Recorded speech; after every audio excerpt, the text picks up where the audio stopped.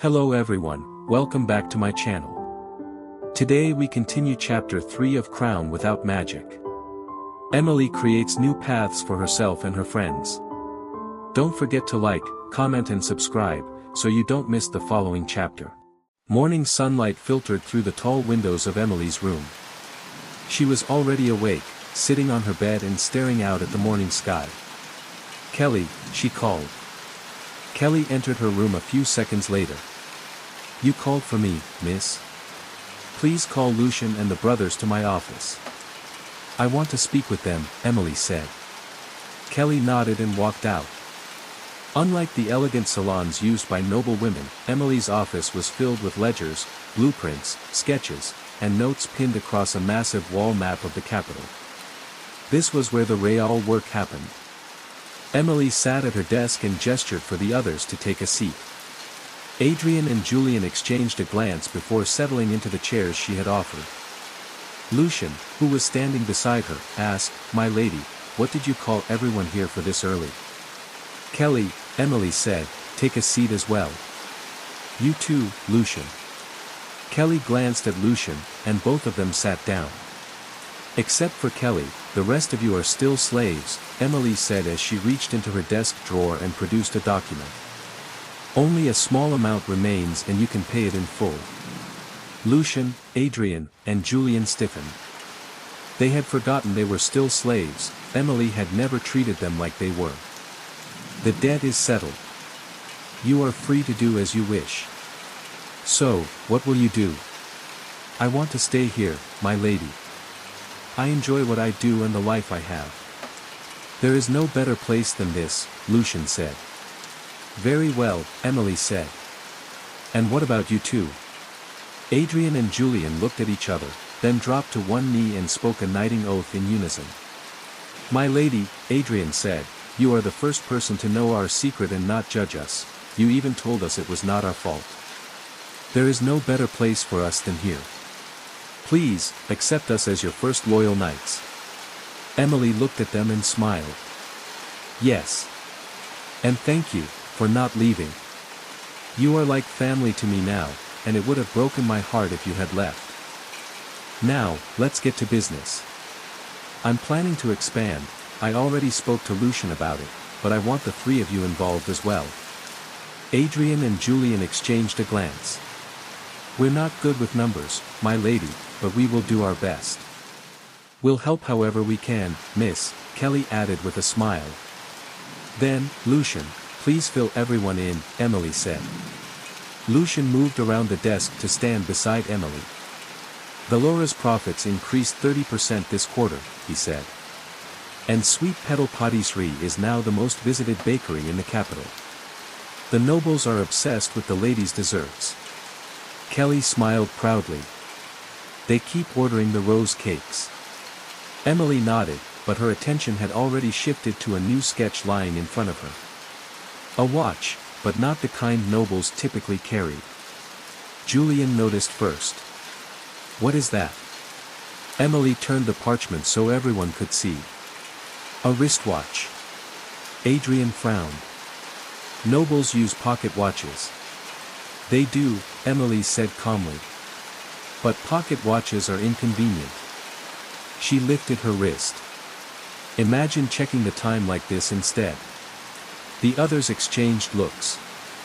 Emily continued, "Luxury metal, diamond decorations, elegant and refined, but with a bold masculine design. For men." Adrian leaned closer. "So the nobles would wear them on their wrists?" "Exactly." Julian rubbed his chin. "If it becomes fashionable, it will spread everywhere," Lucian finished. Emily smiled. "Correct." And just like that, the project began. Lucian, as talented with people as he was with numbers, found skilled craftsmen, and the designs on paper slowly became real. After a few months, the new store opened. The watches sold out immediately. Nobles loved them. One morning, Lucian walked into Emily's office looking troubled. "My lady, replicas of the watch are appearing on the market," he said, placing a fake diamond-crested watch on her desk. "Where did this even come from?" Emily asked. They're being sold in the black market. Emily looked at him. There's a black market, and I knew nothing of it. My lady, you are not going to the black market. Besides, we need to address this problem first. Relax, Emily said. A product having replicas only proves how important it is. Our main clients are noble men and women. No commoner can afford our diamond-crested watches. Let them have the fakes. No noble would buy a counterfeit, it would wound their pride. She paused, eyes brightening. Now, when do we go to the black market? No, Lucian said flatly. Why not? Because it's a dangerous place. You know I can protect myself, Emily said, crossing her arms. Fine. But we're taking Adrian and Julian. Fine by me. At dawn, they set out. The black market was housed in the creeping basement of an abandoned building. Everyone there wore disguises and sold exactly what Emily had expected: poison, smuggled goods, illegal products, and more. As Emily was looking around, she noticed a small girl trying to sell something from a worn cloth on the floor. Emily approached her. Hello, little one. The girl looked up, her eyes watery as if she were about to cry. What's wrong? Are you not getting any customers? No one ever buys this stuff anyway, the girl said, and began to cry. Why are you even here at such a young age? I need to make money for my father's medicine, but no one wants these artifacts. How about I take a look? Emily crouched down to examine them. Do you need magic to make them work? No, my lady, the girl said. These artifacts were made for people with mana syndrome. Emily's eyes widened. Wait, really? Yes. My father made them for me and my siblings since we were all born with mana syndrome. Let me show you how they work. The girl picked up an artifact that resembled an oil lamp, channeled the mana that was leaking from her body, and the artifact lit up. Emily was stunned. Wow. That's remarkable. She straightened up. How about this? I'll buy everything, and give you a little extra on top. Tell your father to bring all the artifacts he's made to my mansion. I'll buy them all. The girl's face lit up. Really? Yes. Do we have a deal? Yes. And what is your name? It's Alara, my lady. Well then Alara, see you next time. Adrian and Julian collected the artifacts Emily had purchased. As they were leaving, Lucian asked, why did you buy them, my lady?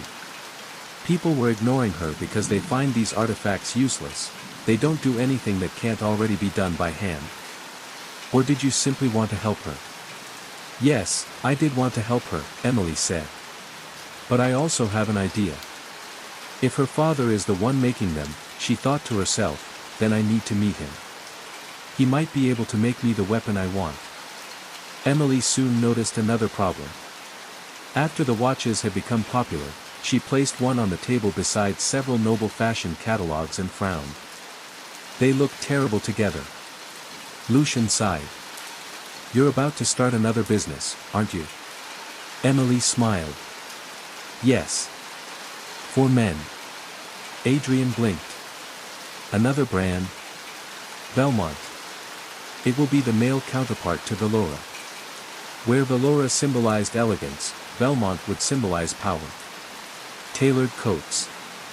Sharp suits. Refined designs that emphasize the male figure instead of burying it under heavy fabric. Vivian was more excited than anyone. She didn't waste a moment and began producing samples from Emily's sketches. When the samples arrived, everyone eyed them suspiciously. Adrian, try one on, Emily said. Wait, why me? You said you'd help however you could. This is your moment. Adrian had no argument ready. Julian grinned quietly to himself. You too, Lucian, Emily said. Let's see how that handsome face of yours looks in one of these. Lucian's face colored slightly. I thought Adrian was going to be the model. He looks like he lacks confidence, so go give him some. Lucian was left with no choice. He modeled the first design. When he walked out wearing it, Kelly blinked twice. "You look dangerous." Adrian laughed. "He looks like a duke who's about to buy half the kingdom." "I need to try one too," Julian said, grabbing a suit from the rack. "So do I," Adrian added. When both of them stepped out, the room fell into an impressed silence. Adrian adjusted his sleeve. "It's comfortable." Emily smirked.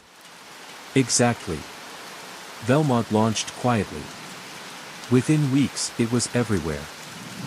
At the same time, Velora expanded. Handbags. Elegant open heels. And a matching women's wristwatch designed to pair with the men's version. Couples loved the idea, and matching luxury sets quickly became the newest noble trend. Soon the capital was buzzing with one question: who owned Velora and Velmont? No one knew, and everyone was curious. Weeks later, the capital erupted into celebration for the annual summer festival. Lanterns floated through the streets like tiny stars. Music echoed across every square. Emily rarely allowed herself time away from work, but tonight Kelly had dragged her out. "You work too much," Kelly insisted. Emily wore a decorative mask covering the lower half of her face, leaving only her eyes exposed. Adrian walked beside them, acting as a quiet guard. The streets were packed. Street performers, food vendors, musicians. Emily actually smiled. "I forgot how lively festivals are." "Kelly, I want to try some of the food." They approached a vendor selling skewers. "I'll go and buy some for you, miss," Kelly said, walking toward the stall. "Go with her," Emily told Adrian. As Emily stood waiting, she noticed a group of women making their way through the crowd. They wore face coverings like she did, nobles, most likely. She kept her distance to avoid being recognized. But as the women drifted closer, their conversation carried over to her. "That brand Velmont has completely captured the noblemen's attention. My husband is always standing at the mirror now, checking how he looks in those clothes. I mean, he does look good, but I want him to pay attention to me, not himself," one woman said. "I know exactly what you mean. When I started wearing Velora, he used to watch me constantly. But now he just stares at himself. I need something to bring his attention back to me." Before Emily could process what she'd overheard, Kelly grabbed her arm. "Look! There's a dance troupe." A stage had been set up in the main square. Performers wearing masks danced with incredible energy, passionate, dramatic, spellbinding. The crowd cheered. Kelly and Emily edged closer to watch as they ate. Then, without warning, one dancer leapt off the stage. Before Emily had time to react, he had taken her hand. Kelly immediately tried to pull her back. "Hey! Wait," Emily stopped her gently. "It's fine. Hold on to my skewers for me." And before anyone could stop her, she stepped onto the stage. The masked dancer tilted his head. "Dance with me." Emily smiled behind her mask.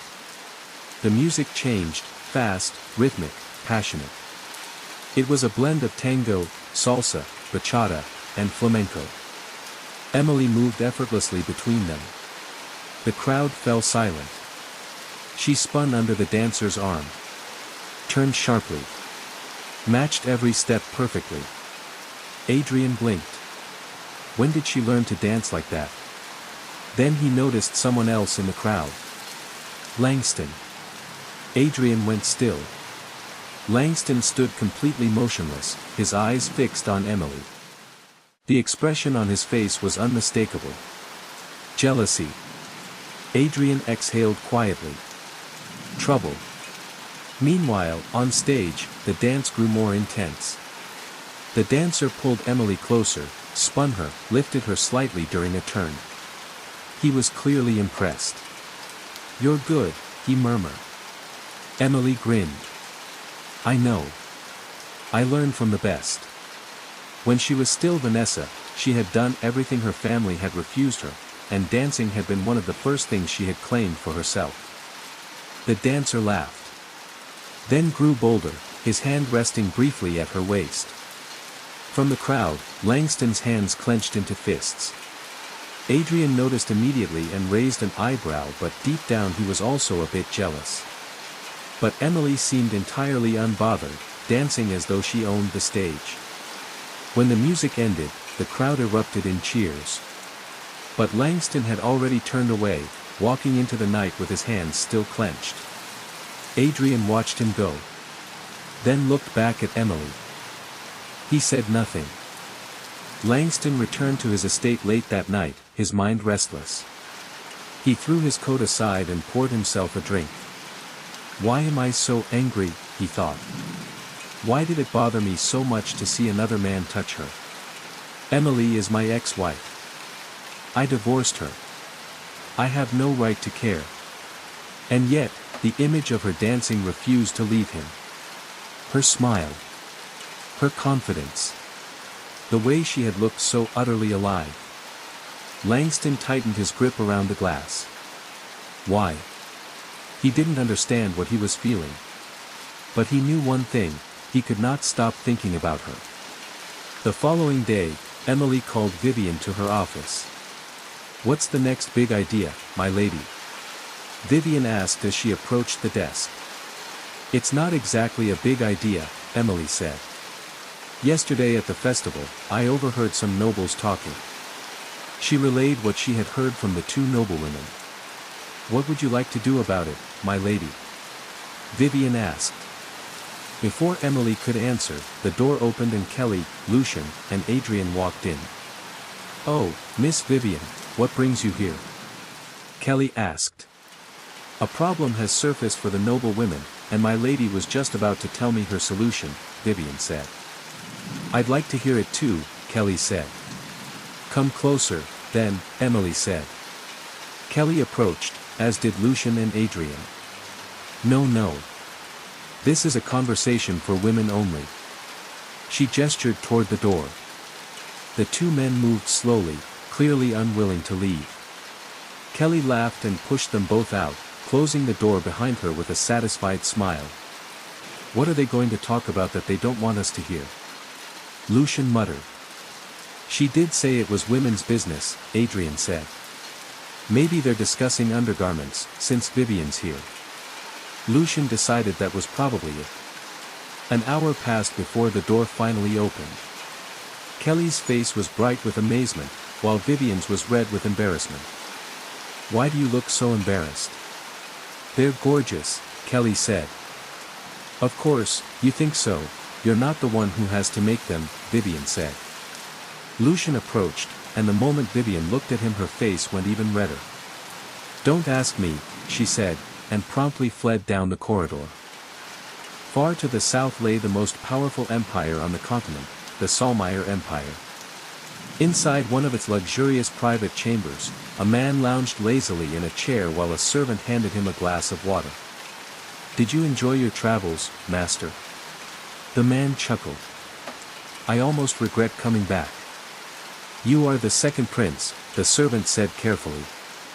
Disguising yourself as a traveling dancer could cause political complications. The prince ignored him. He leaned back with a slow, thoughtful smile. That woman, he thought. The way she danced. Her green eyes watching me through the mask. Her confidence. Her laughter. Prince Cassian Salmeyer, second prince of the Salmeyer Empire, tapped the armrest slowly. What do you think she looks like beneath that mask? The servant sighed. Should I investigate? Cassian's smile sharpened. Yes. The woman I danced with. Find her. And make it quick. Not long after, Emily attended the birthday banquet of a count. She had planned to stay only briefly, but fate had other ideas. A tall man approached her, Crown Prince Elias Celastoria. He bowed slightly. Lady Emily. Emily recognized him immediately. He was wearing Velmont. And he looked extremely good in it, she noted silently. Men in this novel were unfairly handsome: Langston, Elias, Lucian, the two brothers. Even that dancer, masked as he was. Elias smiled with practiced charm. I've heard many interesting rumors about you. Rumors are rarely reliable, Your Highness, Emily replied. I prefer discovering the truth personally. Then you may be disappointed. Elias chuckled. Emily could already tell he was troubled, the way he spoke, the way he moved.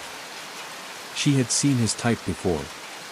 And as he continued talking, she glanced around the room and found that every eye was on them. Then her gaze met Langston's. He was also wearing velmont.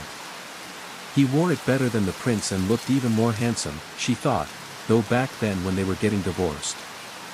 All she had ever been able to see was money. Looking at him now, properly, she noticed he seemed quietly furious. She didn't particularly care what his problem was. Would you like to dance? Prince Elias asked, cutting through her thoughts. I'm sorry, what? Before he could repeat himself, another voice cut in. Your Highness. Langston. His expression was ice. You're making Lady Emily uncomfortable. Elias raised an eyebrow. Am I? Emily seized the moment. Oh dear. I promised someone a dance. She slipped away before either man could react. Behind her, Langston tried to follow. Emily, she disappeared into the crowd. Elias watched Langston go, a thoughtful look crossing his face. Interesting. Very interesting. A few days passed before a new issue came to light throughout the kingdom: loan sharks. They weren't illegal, but they were the only lenders accessible to commoners and low-ranking nobles, and their interest rates were merciless. Many people became trapped in cycles of endless debt. Those who could not pay were either sold into slavery or simply vanished without a trace. Some said the loan sharks had them killed. The problem was spiraling out of control. Emily saw the opportunity immediately. She sat with Kelly in her study. I want to open a bank. Kelly blinked. A bank? Yes. What is it? Emily blinked, then realized. Banks hadn't been invented yet in this world. That explained the loan shark problem entirely. She smiled and proceeded to explain the concept. Wow, that's a brilliant idea, miss. It would even solve the kingdom's current crisis, Kelly said. And you'll run it. Kelly nearly fell out of her chair. And me? I'm a commoner. Emily gently took her hand. I told you before, I see you as my sister. I want my sister to hold power. But you must stay hidden until the right moment. Miss, I'm not like you or Lucian. I don't have those kinds of skills. I'll teach you everything, so don't worry. Are you in? Kelly cried. But she nodded. I'll do it. I won't disappoint you. At another banquet, Emily slipped away from the ballroom into the garden, but someone followed. Elias. He leaned against a tree with a charming smile. You avoid me often, Lady Emily. You enjoy chasing people, she said simply. Elias stepped closer. I enjoy challenges. Emily crossed her arms. I know what you're doing. People like you make me sick. You think having power makes you better than everyone else. Her voice was calm, measured. Remove me from whatever disgusting plan you're plotting. I'm not one of those women who throws herself at you to become crown princess. You're already engaged, and yet you act as if Lady Mackenzie doesn't exist. Men like you believe power is yours by birthright, but you were simply lucky. Others were not. You're just another man to me, and I have seen enough of your kind to lose count, men who treat women as tools for their amusement. So I would appreciate it if you stopped bothering me. She turned to leave, then paused. Instead of wasting your time on people you see as threats or tools, you should strengthen your position by actually doing good for the kingdom. She dipped her head slightly. I apologize for my disrespect, Your Highness. Then she walked away. Elias stood there, stunned. No woman had ever spoken to him like that. And from the shadows, Langston had heard every word. Even he was taken aback. Emily had seen through the Crown Prince in minutes. Over the following months, Emily's bank launched. Kelly quietly managed operations. Loans with fair interest spread across the kingdom. Slowly, the loan sharks lost their grip. The mysterious noble behind the bank became a legend. Soon after, an invitation arrived, the king's birthday banquet. Lucian read the letter twice. "You can't reveal yourself." Emily shrugged. "It's time." Lucian slammed the letter down. "Once people know how wealthy you are, men will swarm you with marriage proposals." His voice was unusually sharp. Adrian, watching from the doorway, said nothing. But his expression was dark. Lucian was not the only one who hated that idea. Emily only smiled. "Let them come." "No. Why are you trying so hard to stop me?" Lucian had nothing to say, because the reason was that he wanted to keep her to himself. He did not want other people to know how clever and powerful she was, but knew that this time was going to come eventually. The royal banquet was packed. Everyone waited, buzzing with anticipation. Then the announcer spoke. "The honored guest of His Majesty has arrived." The doors opened. Emily stepped inside wearing a gown no one had ever seen, breathtaking, unmistakable. The entire hall froze. Because the mysterious noble behind Valora, Belmont, Sweet Petal Patisserie, and the new royal bank was Emily. And the kingdom would never be the same again. End of chapter 3. Don't forget to subscribe so you don't miss the next chapter.